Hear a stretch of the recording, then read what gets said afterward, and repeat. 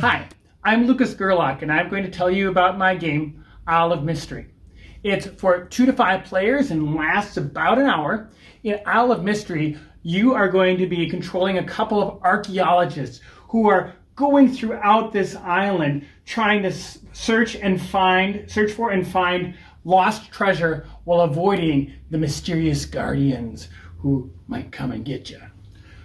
So, without further ado, let's go ahead and take a look at the game.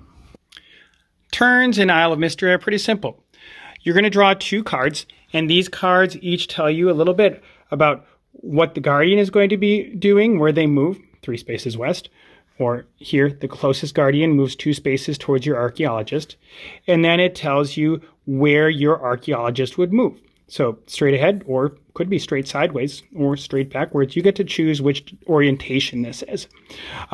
So those cards will control movement. Or if you wish, you can save a card and pack it away, like I did with these, and that tells you something that you can do later on at any point during the game. You discard the card to be able to use that activity, to use that action.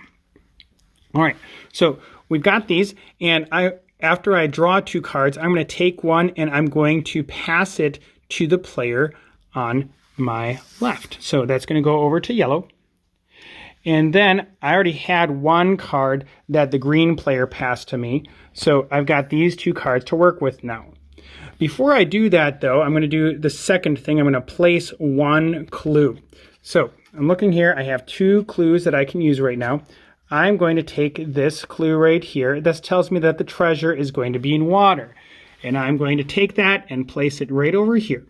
Now, this clue, this treasure card right here says that the treasure that's located on here is next to a cliff and it's in the water. That actually, at this point, narrows this treasure down to only 1 location.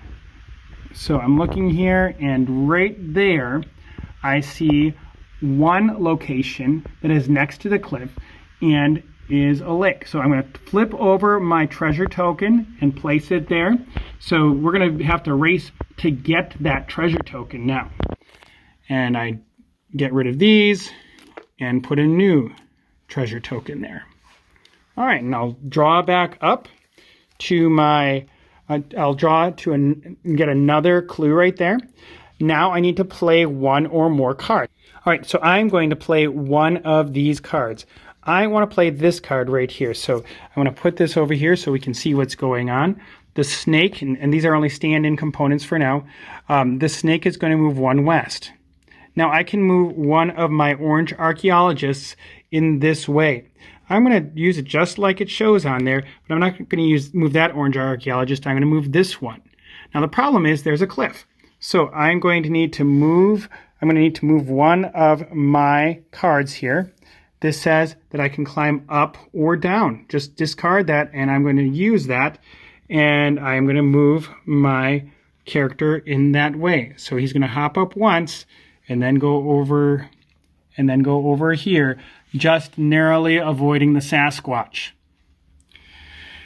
And if I wish, I could play this card, or I could pack it. I'm going to choose to pack it. At this point then, it's the yellow player's turn. That's how the turns progress. When it is determined where a treasure lies, you take the token right here and you flip it over. That means that no more treasures may be found in that row. When all but one of those row tokens is flipped over, that tells you that the lost temple, represented right now by this yellow block, goes in the remaining row. Once that temple has been discovered, once an archaeologist reaches the temple, the game is over and the points are tallied. At the end of the game, you take a look and you see how many types of each treasure you have. Depending on how many treasures you have of each type, you get different amounts of points. So if you have 1 of that type, you get 1 point. 2 of that type, you get 3 points, and so on. So in this case here, the orange player has 2 of those, so that's worth 3 points, and then has 3 of these necklaces, these eye necklaces, but this temple counts as a wild, so we would say that he has 4 of those for a total of 10 points here and 3 points here. So in this case, the orange player would have gotten 13 points. Now, of course, there are lots of things I didn't talk about, but that gives you the basics. And so thank you for taking a look at Isle of Mystery, and hope you enjoy it and check it out.